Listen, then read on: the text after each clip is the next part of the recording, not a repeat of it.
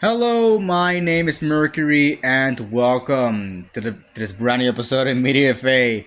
Today, I am alone. Today, I'll be discussing the second trailer for Captain America: Brave New World. Now, this trailer is for the next movie of the MCU, and this trailer didn't really show us a lot. To be perfectly honest, this trailer did not show us a lot of new things that I can really derive from. It did show us new scenes and everything, the things we would usually get from a trailer, but not anything new per se, to be completely honest. It's mostly just the same things we learned about during the first teaser. There's nothing new here, which I guess is a fine thing. That there's nothing like new, nothing really spoiled aside from like the leaks that have happened from the movie. But aside from that, there's nothing that really like says anything like anything can really derive from that is anything new. So this episode might be a lot shorter than the episode we did previously on the first trailer because there's just not a lot more to really say. I can build up on my theories, but like it's just the same theories. We have the same amount of information. There is nothing there, which, like I said, is fine. The purpose of a trailer is to promote the movie, not fucking spoil it.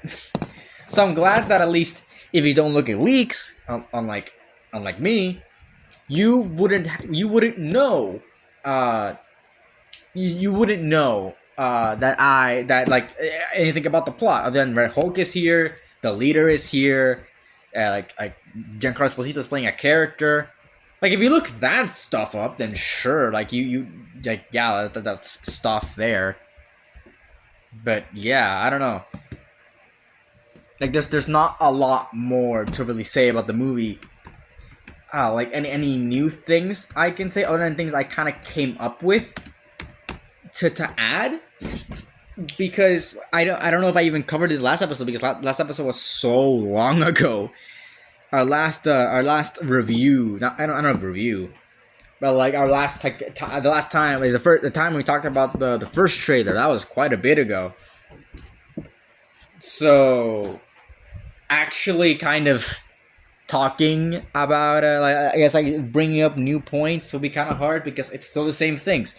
We like I'm just gonna pull up the things we talked about earlier. Okay, here we go. We don't know how Thunderbolt Ross becomes a Hulk. I already like talked about that. If you want to listen to like my, I guess those points goes into that episode. But if you want to listen to new points and like new things I want to talk about here because this trailer did release quite a bit ago. It was I think 2 months ago. So and now thanks to the movie, the movie is a month away or like around a month away. We know a lot more things about the movie that that I can actually like talk about, not just like with the trailer, but like I guess just like it being in tandem what we see in the trailer. I can definitely talk about that. Like but things like we don't know how and like I could speculate on how like more like if we learn more information about how Thunderbolt Ross becomes Hulk or like becomes Red Hulk, but we don't know any of that, which fine with. What I can talk about the Super Society again, which I will talk about the Super Society again, but I already talked about it. I probably mentioned that the Serpent Society was gonna be like the original, plot. Like that was gonna be the center of the plot of Captain America 3. But then they decided to change it to Civil War. Or I guess like Serpent Society was a cop out or something. I don't fucking know. But now they're officially bringing in the Serpent Society into the MCU, which I'm glad by because I've heard that people like the Serpent Society. So seeing it sort of like actually being like I actually happening is cool. But aside from that, there's not much more to say. Other than we see more of Giancarlo Esposito's character Sidewinder, and that's it. And also we learned recently that Rosa Salazar is playing Diamondback in the movie. So there's more Super Society members that we are seeing popping up here. So cool. That's something I can actually fucking talk about. But another thing, why there's so many villains? I don't fucking know. Like there's a lot of villains here. I can talk about more of that, but I already probably did. the tie into the Thunderbolts movie. Again, I can talk about that, but I already did. And also Tiamat thing happening. I know what happened to Tiamat. I already talked about that. Fucking hell. So what is left? Well, some things, thanks to new information. So not like information that was like put into the trailer, but I guess like it has to do something with that, technically speaking, about like what we saw in the trailer. This trailer not like did reveal quite a bit of stuff. There are a lot of scenes. It looks like there's a lot of like set pieces in the movie. We obviously like, in here we see a bunch of them. We see the White House scene. We see the cherry blossom like pathway. When Red Hulk like first becomes when Thaddeus first becomes Red Hulk. Captain America getting arrested. The fight scene at Tiamat. Like we see a lot of stuff in this teaser. In this official trailer, and that's cool and all, but something that was like recently brought into light is the runtime of the movie, and I want to talk about that for a bit. So the movie is, according to many people, and yeah, just according to many people, it's been reported on the runtime of Captain America: Brave New World is an hour and 58, which I think makes it the second shortest MCU movie. It's bizarre. It is one of the only movies. I'm pretty. Actually, no. I think Doctor Strange is shorter. Yeah, Doctor Strange is shorter. It's not the second shortest. Doctor Strange is an hour 55, which doesn't fucking feel like an hour 55, but whatever. But yeah, anyways, like it's a shorter movie. Okay, like it's a shorter movie. It's a shorter one.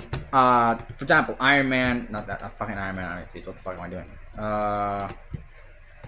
Iron Man, for example, is 2 hours 6. Like most MCU movies are over 2 hours long, which is fine. That's kind of the standard that Marvel has kind of put into their movies. But my concern is that the movies are getting too short. For example, the Marvels, I think, could have benefited from having a longer runtime. The Marvels is currently the shortest MCU movie at an hour 45. I think that the Marvels could have benefited a lot more for having a longer storyline to really flesh out its plot points and flesh out its characters. That's what really hampered the movie. It's not long enough and not well written enough.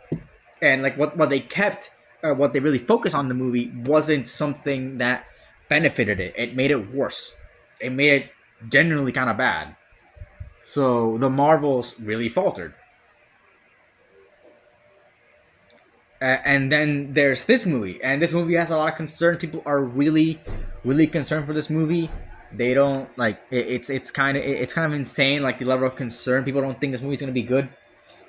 And I can get why now. Why I'm also kind of concerned for this movie because of the runtime. The runtime is an hour 58, which is fine. It's a runtime that we've had. It's a longer runtime than Doctor Strange, but Doctor Strange is it's an origin story. It's not a sequel. We're learning about this character. We're not introducing a lot of new things. But like I said earlier, the trailer makes it look like there's a lot of stuff going on in this movie, and this movie's going to be a big movie and all that. It's going to take its time to really show what's going on, but that's apparently not going to be the case. Sure, hour and 90-minute long movies can definitely take its time, and I'm not saying that because this movie is less than 2 hours, it's gonna fall. It's gonna fail. It's not gonna do well. But like shorter run times have not really been a good thing for the MCU recently.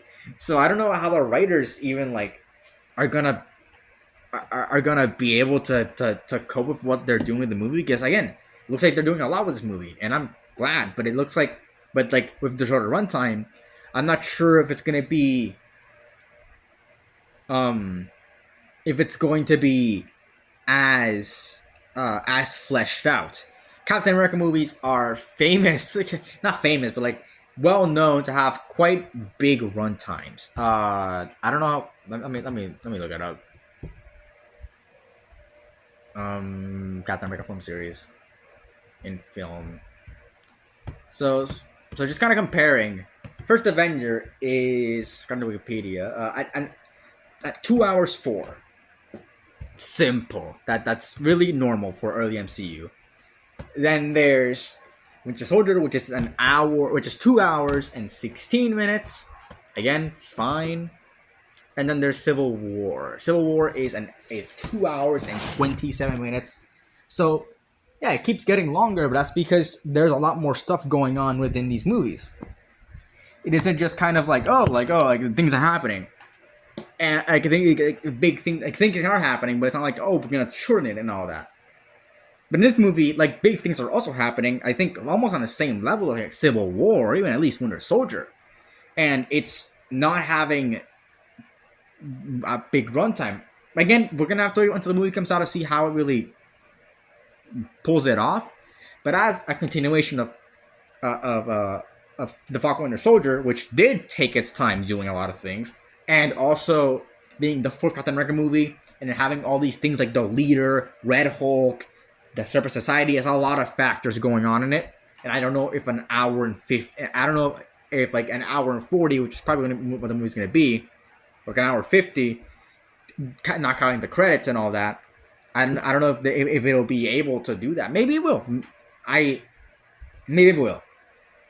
But there's a lot going on, and I don't know if they're going to be able to pull it off as well as the other Captain America movies, or like even the other MCU movies, and maybe it'll falter. There's been a big push for some reason. I've seen a lot of things, a lot of things like this recently in movies, especially very recently, where I think after Godzilla vs. Kong, movies have just gotten shorter. Movies like big blockbusters aren't 2 hours they aren't 2 hours anymore, or like are barely over 2 hours. Like for example, Deadpool and Wolverine. The other Deadpool movies we're not overtly long, but this one's 2 hours 8. This is not that long. And Godzilla vs. Kong is like an hour 30 or an hour 40 or some shit like that. And Godzilla X Kong is even like shorter. Godzilla vs. Kong is what? An hour. It's an hour 55. Godzilla vs. Kong is like I don't remember. Godzilla vs. Kong is it's actually Godzilla vs. Kong is actually shorter. It's an hour 53. But yeah, like it like there's a lot of things here. Like the shorter movies have been coming out, and like maybe that's because like they can sort of ease the budget. They can spend a lot more money on shorter films, and it won't hurt them a lot more. I don't fucking know. Maybe. But yeah, like I've seen like the advent of a lot of shorter films coming out. So I don't know. But maybe it's actually like maybe they pull it off. Maybe they do. I don't fucking know. I can't tell you. Yeah, my other plot point here is like, is the leader partnering with the Separate Society? That's like the big thing kind of bringing on the table here. So in this trailer we do like something I kind of remembered or like saw is like it looks like the leader's pulling a lot of strings in the movie. So my question is like, and like we see Separate Society like being a big part of it, and we see a lot of members of the Separate Society, well, 2, but still like members of the Separate Society. We see them here. So my question is the leader partnering with the Separate Society to take down Thaddeus Ross? Is the leader like I probably said this in the last time we covered a trailer for this movie, which was the only other time we covered this movie. Maybe like the leader was the one that convinced like somebody within the circle to give Thaddeus Ross like the Hulk formula. Maybe the Separate Society did something to Thaddeus to like sabotage his career by making him a Hulk. Something along those lines. That's interesting to think about. because I think it would make it tidy up the movie a little bit more by having leader and Super Society work together, and also kind of like work to the runtime issues I have, where like instead of it just being they're thinking of you have to set up the Super Society and the leader. It's just like, okay, these two are working together. Uh, they're working together.